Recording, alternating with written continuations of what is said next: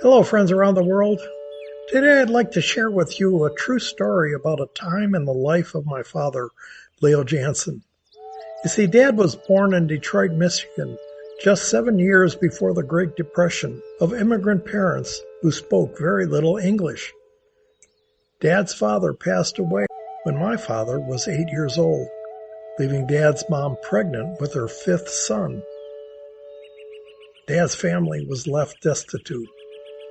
Once Uncle Eddie was born, Grandma went to work as a domestic for a wealthy family in the Detroit area.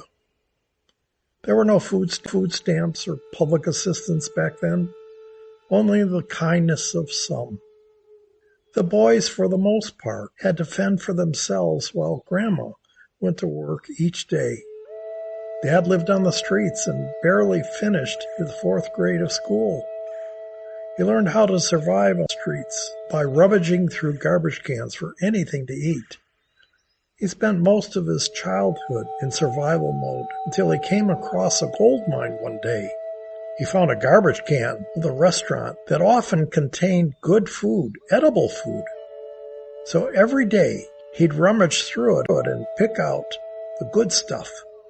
Then one evening, as Dad was rummaging through this garbage for dinner, the owner of the restaurant came out the back door to dispose of more garbage. He saw what Dad was doing and grabbed him by the collar and brought him into the restaurant.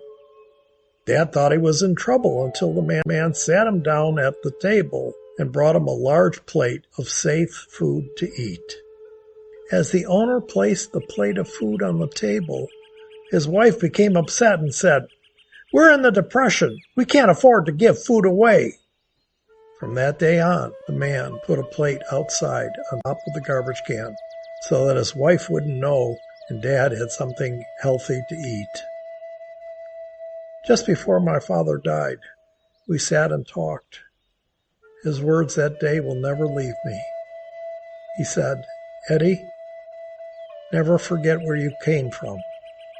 When Trish and I moved to Maryland, to the area she was born, we opened a homeless resource center.